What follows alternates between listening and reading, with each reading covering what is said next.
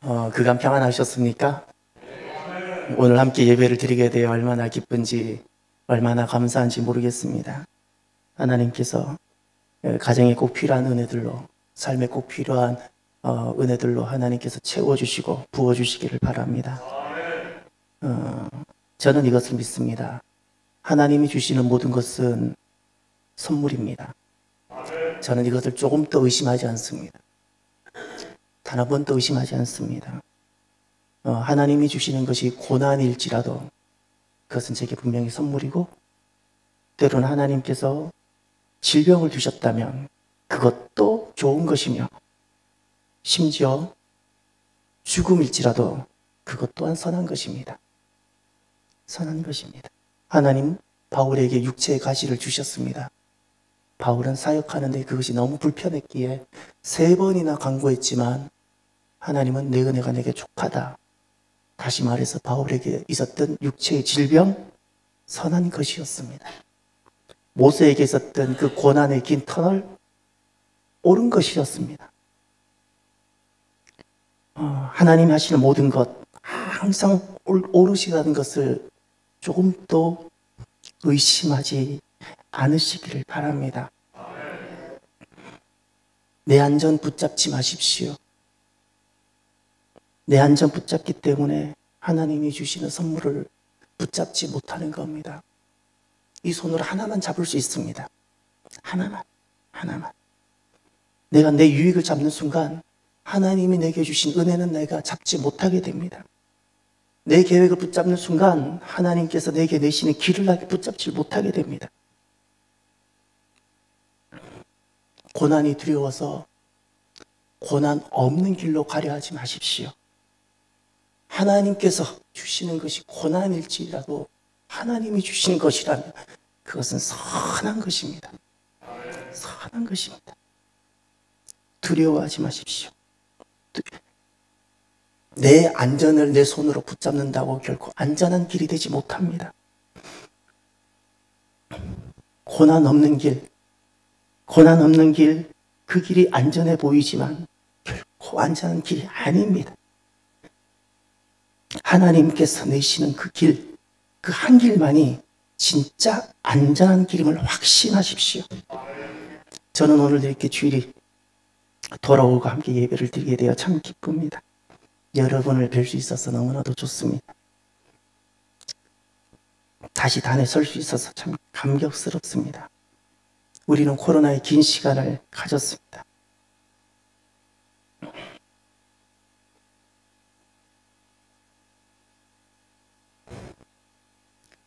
혹시 여러분 교회 생각하면 아직도 코로나가 생각이 납니까? 교회 생각하면 혹시 안전할까라는 의심이 듭니까? 저는 여러분에게 부탁드리고 싶은 것이 있습니다. 코로나이든 질병이든 어떤 것이든 그것이 내 인생의 주인이 되지 못하게 하십시오. 저는 코로나가 어떤 고통을 주는지를 누구보다 생생하게 경험한 사람입니다. 그럼에도 불구하고 하나님이 두신 그 길에 또다시 코로나가 나를 기다리고 있다고 친다면 저는 또다시 그 길을 또 걸어갈 겁니다. 코로나가 주는 고통이 만만치 않은 것은 제가 압니다. 그러나 저는 코로나가 제 인생을 좌지우지하지는 않게 할 것입니다. 여러분들은 여러분의 생활에, 신앙생활에 어려움과 고난이 만약 기다리고 있다면 여러분은 어떻게 하시겠습니까? 그때 저와 여러분 사도 바울을 기억하십시다. 사도 바울 1차와 2차와 3차 전도여행을 다 마쳤습니다. 예루살렘으로 가는데 로마로 가기 위해서 지금 예루살렘으로 가는데 그 예루살렘에 가는 그 길에 결박과 환란이 기다리고 있습니다. 이 사실을 사도 바울이 먼저 알고 있습니다. 예루살렘으로 가는 여정이 편안하지 못하고 여기에 내가 결박이 당할 것이고 고초를 당할 거라는 사실을 알고 있습니다.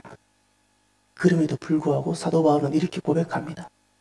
내가 달려갈 길과 주 예수께 받은 사명, 곧 하나님의 은혜의 복음을 증언하는 일을 마치려 하면은 나의 생명조차 조금도 귀한 것으로 여기지 아니하노라. 이 고백을 하고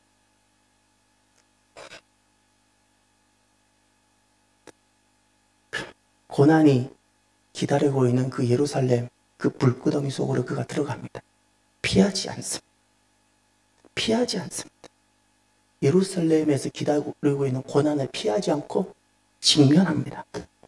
여러분, 믿음은 예나 지금이나 동일합니다.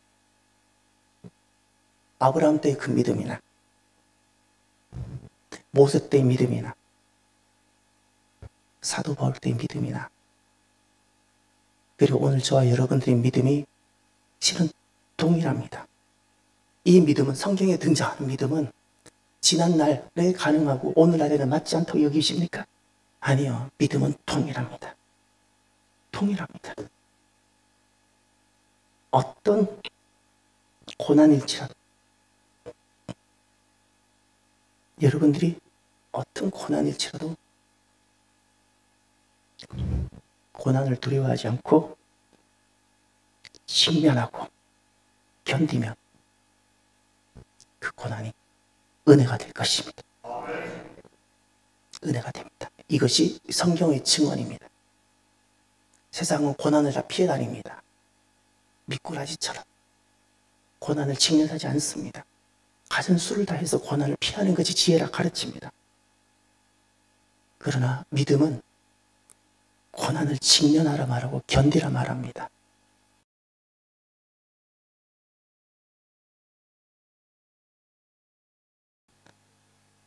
사랑하는 성도 여러분, 저와 여러분들도 똑같은 인생인데, 성경을 가진 인생인데 어떻게 고난과 환난을 당할 때 이 모든 것을 견디고 도리어 선물이 되게 할 수 있을까요?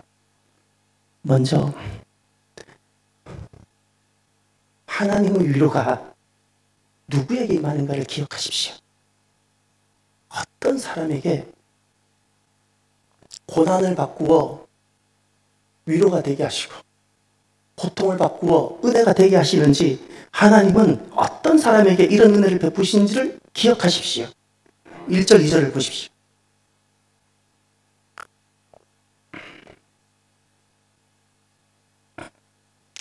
1절 우리 다 함께 봅니다. 2절까지 시작. 하나님의 뜻을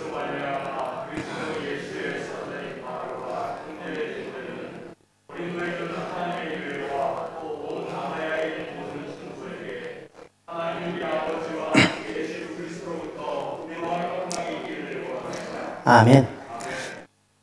봉독해 주셔서 감사합니다. 아직 말을 하면 숨이 차고 그리고 아직 기침이 자꾸 나오려고 해서 실은 그동안 제게 전화해도 전화를 거의 안 받았습니다. 말을 하는 것이 힘들어서. 그래서 문자만 주고받았는데 오늘 말씀을 전할 수 있어서 기쁩니다.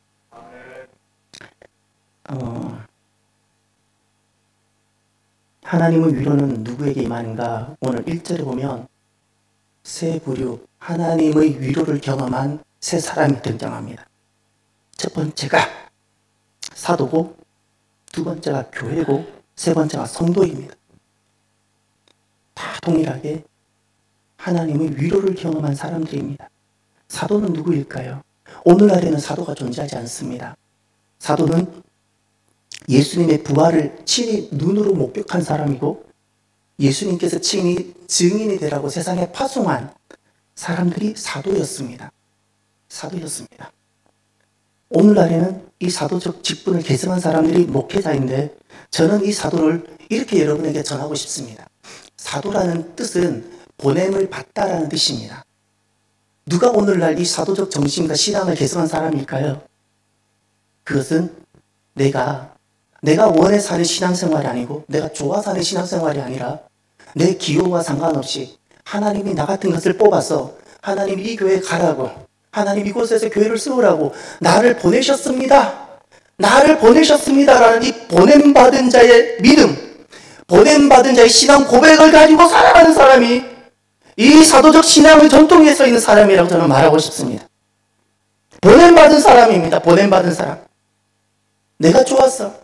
내가 이곳에 있으면 얻을 유익이 많으니까 나오는 사람이 아니라 오직 믿음 하나만 가지고 하나님이 나를 이곳에 보내셨으니까 이 사람이 바로 보냄받은 사람. 하나님은 누구에게 위로를 주실까요? 바로 이 보냄받은 자의 믿음으로 살아가는 그 사람입니다. 또 하나, 교회입니다. 오늘 1절에 보면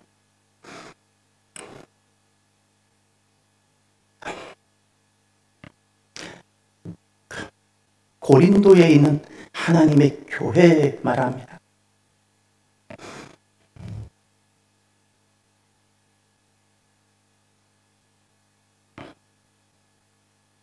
하나님께서는 어느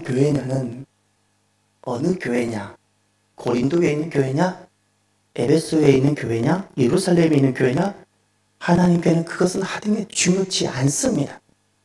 우리는 내가 어느 교회라는 것이 너무나도 중요한 현대 그리스도인들입니다. 그러나 정작 하나님께는 내가 어느 교회냐는 것은 하나님께는 중요치 않습니다. 우리 교회가 에베소에 있든 수지에 있든 어디에 있든 중요한 것은 진짜 교회이냐는 겁니다. 하나님은 항상 우리를 보실 때 진짜 교회냐? 진짜 교회냐? 세 가지가 있어요. 교회입니다. 세 가지가. 하나는 예수님을 주님으로 삼고 그 주님께 복종하는 것, 요겁니다. 이게 교회입니다. 교회는 예수님을 주로 삼고 대장으로 삼고 다른 어떤 것은 무릎을 꿇지 않습니다. 고난을 받더라도 이것이 교회의 시작입니다. 거듭난 그 은혜가 너무 감사해서 내 생명조차도 아까워하지 않는 어떤 것, 그 주님께. 이게 교회의 시작입니다. 그리고 또 하나, 이제 두 번째, 교회는 무엇이, 언제 교회가 되는가? 내가 예수님을 만나기 전에는 내가 중요하고 내 가정이 소중했는데 이제는 내가 예수님을 만나니까 예수님이 너무너무 좋아서 교회가 소중해지는 거예요. 이걸 공동체라고 불러요. 공동체가 귀한 거예요. 전에는 그저 내 가정, 내 하나 손해볼까봐 몸부림치며 안달부달하며 살았는데 이제는 교회를 위하여 살고 싶어지는 거예요. 이것이 교회입니다. 교회를 위하고 싶어지는 거예요. 세 번째, 무엇이 교회인가?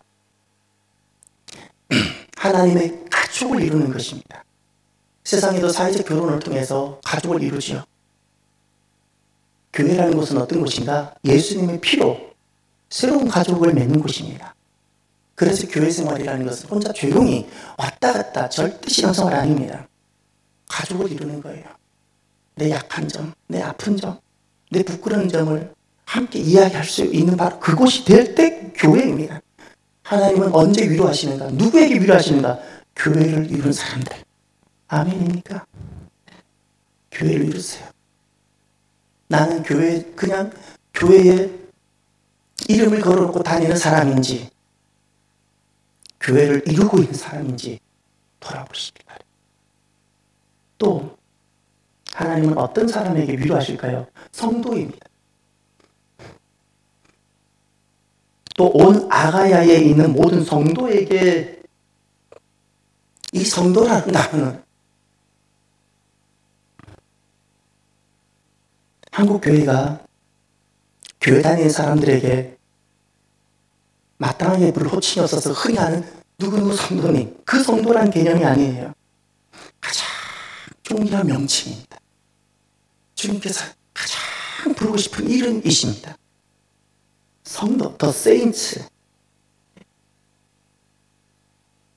우리가 다 직분을 가지고 있는데 하나님이 보셨을 때 성도가 되지 못한 직분은 무의미합니다. 목사인가요? 성도가 된 목사여야 됩니다. 장로인가요? 성도가 된 장로여야 합니다.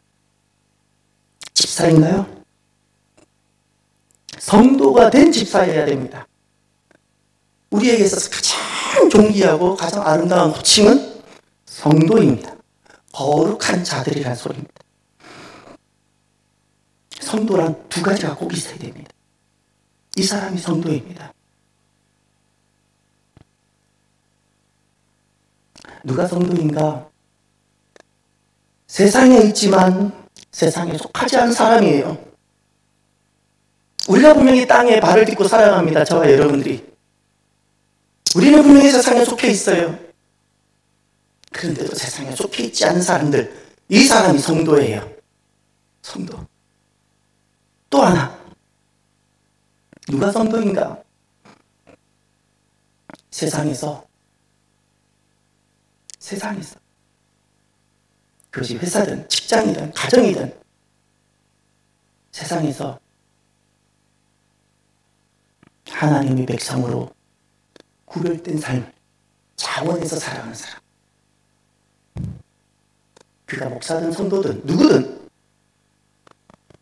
하나님의 사람, 하나님의 백성, 하나님 한 분만을 믿고 경외하는 그 사람이란 자기 정체성을 가지고 스스로 누가 시키지 않았는데도 내가 구별해서 모든 것이 나도 가능하지만 내가 하나님의 백성으로 살기 위해서 내가 다 줄이고 내가 다 참고 내가 견디고 내가 포기하기도 하고 이렇게 하나님의 백성으로 살아가는 그 사람이 성도입니다.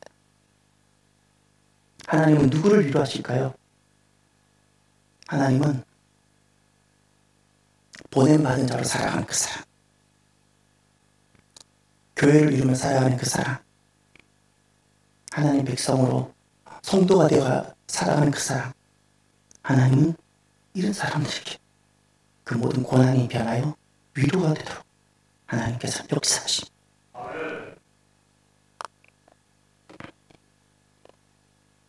저와 여러분들이 이렇게 살았으면 좋겠어요.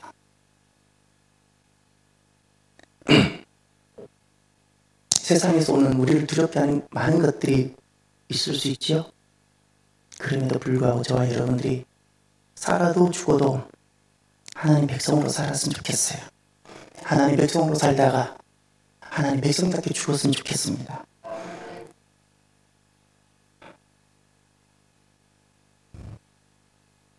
하나님 백성답게 살 때, 그리고 하나님 백성답게 죽겠다고 우리가 결심할 때 하나님께서 우리에게 주시는 위로가 있는데 그것이 은혜와 평강인데, 이 은혜와 평강은 어떤 것인가 하니 세상으로부터 모든 것을 이길 수 있는 능력들입니다.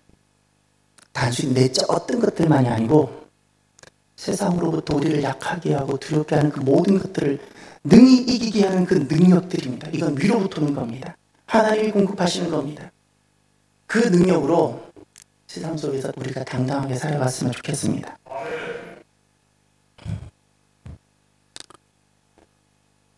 그러면 오늘 말씀을 통해서 고난을 어떻게 다루어야 될지,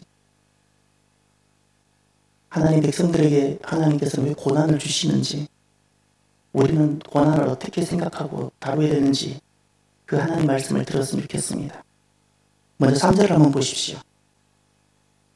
다 함께 봉독해 주시길 바랍니다. 찬송하리로다.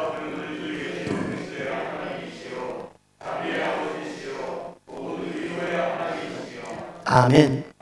하나님은 어떤 분이신가?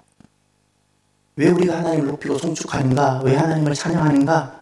하나님은 모든 위로의 하나님이시라고 말씀하셨어요. 하나님은 우리를 위로하시는 분이세요. 우리 교회가 어떤 어려움을 겪었는가를 아세요. 여러분들이 어떤 고통을 겪었는가를 아십니다. 이것만이 아닙니다. 여러분들이 그동안 어떤 일을 겪고 왔는지 주님은 아십니다. 하나님 위로하기를 원하세요. 품어주기를 원하세요. 안아주기를 원하세요. 다시금 세워주시고 싶으신 거예요. 이분이 하나님이세요. 하나님은 위로하시는 분이십니다. 위로하시는 분. 그래서 4절을 보십시오. 우리의 모든 환난 중에서 우리를 위로하사 우리로 하여금 하나님께 받는 위로로서 모든 환난 중에 있는 자들을 능히 위로하게 하시는 이시로다. 아멘. 하나님께서는 환난 중에 있는 이들을 위로하신다고 말씀하셨습니다. 그 환난 중에 있는 어떤 일일까요? 환난 중인데 보냄받은 자로 살아가는 겁니다. 환난 중임에도 불구하고 교회를 이룹니다. 환난 중임에도 불구하고 성도로서 하나님 백성으로서 살아가기를 두려워하지 않습니다. 바로 이 사람들을 하나님께서는 오셔서 위로하십니다. 할렐루야. 사람이 사망이 지배하면 건강이 제일이 됩니다. 그러나 생명이 지배하면, 영원한 생명이 지배하면 평강이 제일이 됩니다. 여러분들은 여러분 인생의 제일이 무엇인가요? 건강인가요? 아니면 평강인가요? 평강이기를 바랍니다. 평강이기를. 고난의 크기가 다 다르지요. 그래서 내게는 왜 이렇게 고난이 많냐고 안타까워하는 분들도 계시지요. 아니요. 아니요. 고난이 크면 하나님 은혜도 큰 줄 믿으시기를 바라요. 고난이 많지 않은 것을 부끄러워하고 두려워하십시오. 받을 은혜도 없고 하나님 주실 것도 없으세요. 내게 왜 고난이 있냐고요? 하나님께서 나 같은 것을 흔들어서 다시 세워서 하나님이 주고 싶은 것이 있으시기에 그 은혜 받도록 나를 만들어 가시는 거예요. 이렇게 깨닫지 못하는 나, 이렇게 더딘 나를 하나님께서 그래도 그 사랑을 포기하지 않으시고 나에게 주고 싶으셨어. 나를 새롭게 하고 싶으셨어. 나를 세우고 싶으셨어. 그래서 고난이라는 것을 주시고, 그래서 더 큰 고난, 남들보다 더 큰 고난을 주시고, 그렇게 나를 이끌어 가시는 겁니다. 고난이 크다고 두려워하지 마십시오. 내 인생에 왜 이렇게 슬픔이 많냐고 두려워하지 마십시오. 하나님께서 나를 잘 아셔서 내게 주실 은혜가 많기 때문입니다. 오히려 고난을 기뻐하십시오. 왜냐하면 하나님이 내게 주실 은혜가 때문에 그렇습니다. 우리가 믿음으로 겪는 모든 고난은 반드시 하나님의 위로와 구원의 역사를 가져옵니다. 어떤 고난도 피하지 말고 세상의 방법, 인간의 방법으로 모면하려 하지 마시고요. 고난을 직면하고 고난을 믿음으로 견디십시오. 고난을 직면하고 고난을 두려워하지 않고 견디면 하나님께서는 반드시 그 자리에 하나님의 위로와 하나님의 구원의 역사를 맺어주십니다. 여러분들이 부모라면 반드시 여러분에게 있어야 되는 것이 있는데 그것은 부모의 고난입니다. 어떻게 자녀에게 하나님의 위로와 하나님의 구원을 사랑하는 자녀들에게 경험하게 하고 임하게 할 수 있을까요? 그것은 부모가 믿음의 고난을 겪을 때입니다. 부모가 믿음으로 고난을 겪을 때 그 은혜가 하나님의 위로하심과 하나님의 구원하심이 자녀에게 임하는 겁니다. 자녀에게. 부모들이 그때마다 어려움이 오고 고난이 올 때마다 세상의 방법과 인간적인 방법으로 고난을 계속 피해가요. 하나님 위로가 없습니다. 고난을 피한 것이 아니라 하나님 위로를 피한 것이고 고통을 피한 것이 아니라 하나님의 구원을 외면한 것입니다.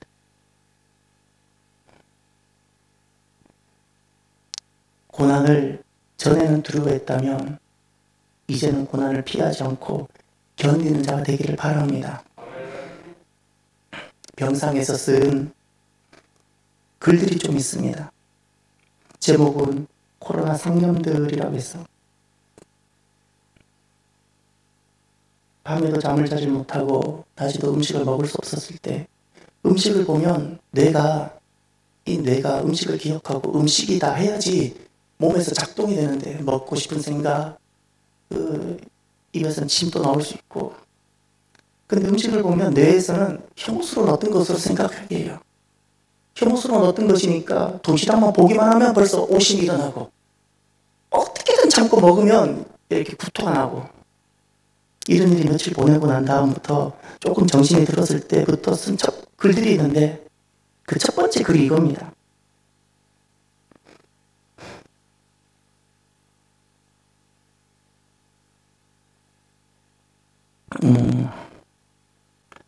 누구나 놀라고 당황할 수 있습니다.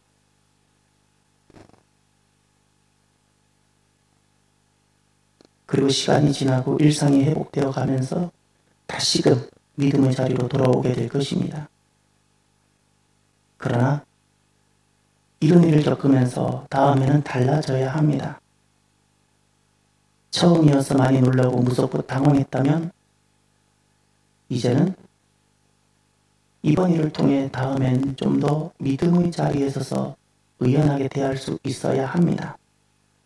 이렇게 거듭되는 하나님 은혜를 입고도 번번이 문제가 생길 때마다 처음처럼 놀라고 무서워한다면 내게 믿음이 정말 있는가 심각하게 점검해야 합니다.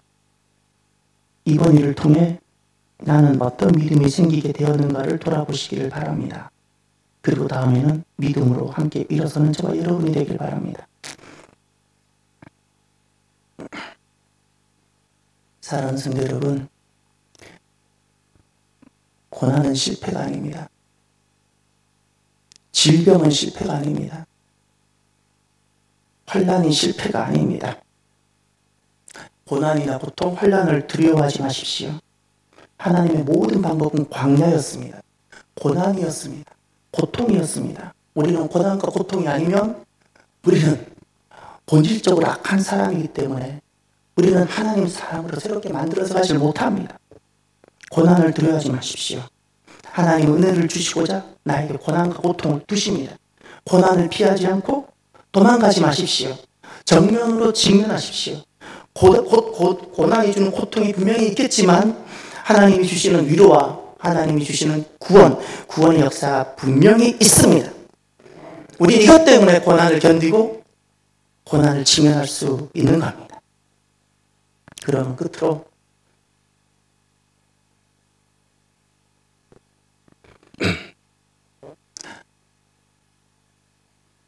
말을 하면 숨이 차서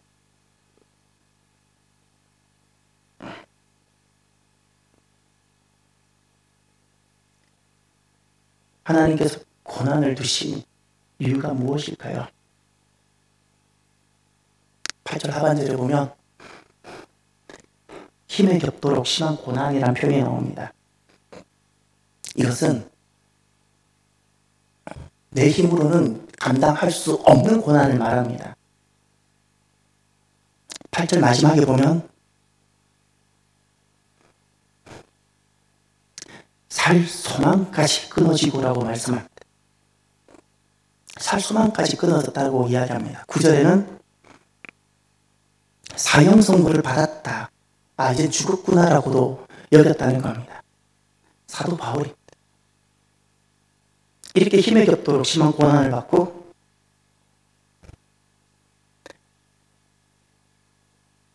살 소망이 끊어지기도 하고 이제는 내 인생이 여기까지구나라고 사형 선고를 스스로 자기 자신에게 내린 이런 일들이 사도 바울에게 있었는데 왜 하나님은 사도 바울에게 이런 일을 두셨을까요? 이 모든 일들을 다 겪은 사도 바울은 무엇이라 말하고 있습니까? 9절을 보십시오. 9절을 함께 읽어주시길 바랍니다. 우리는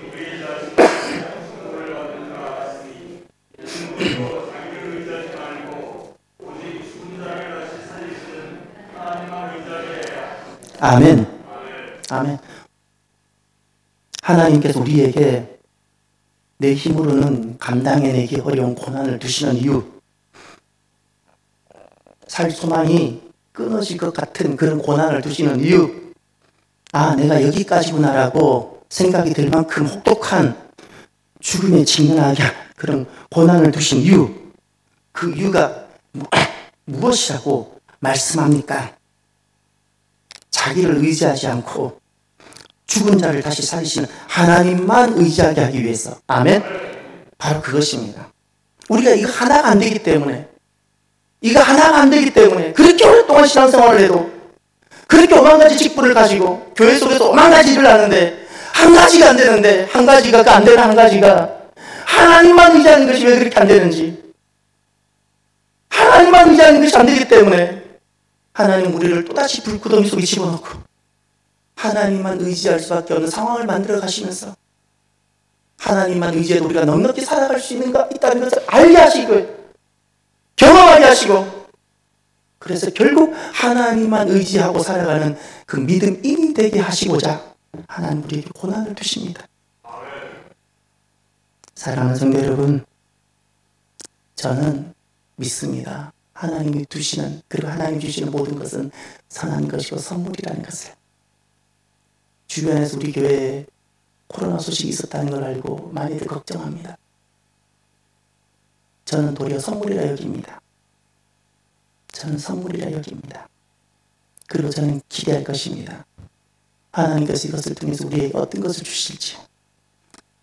사람이 아무리 노력해도 할 수 없는 일을 하나님은 해내실 것입니다. 이것이 하나님의 방법입니다. 그러나 그 가운데는 반드시 누가 있어야 되는가?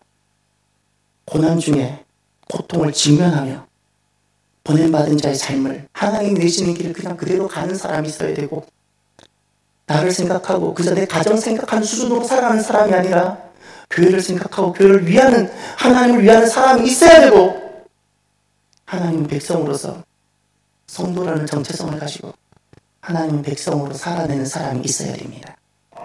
그래야 하나님이 정말 우리에게 주시고 싶으신 그 은혜가 펼쳐지는 겁니다. 사랑하는 성도 여러분, 앞으로 우리에게 또 어떤 고난이 예비되어져 있을지 아무도 모릅니다. 어떤 고난이 앞으로 우리에게 예비되어져 있을지라도 그 고난을 이제는 회피하거나 두려워하기보다 하나님 앞에서 믿음으로 직면하고 믿음으로 견디며 감사하며, 그래서 하나님 위로의 자리에 임하고 위로의 자리에 서게 되고 하나님의 구원의 자리에 서게 되는 저와 여러분이 되기를 주의 이름으로 축원합니다. 기도합시다.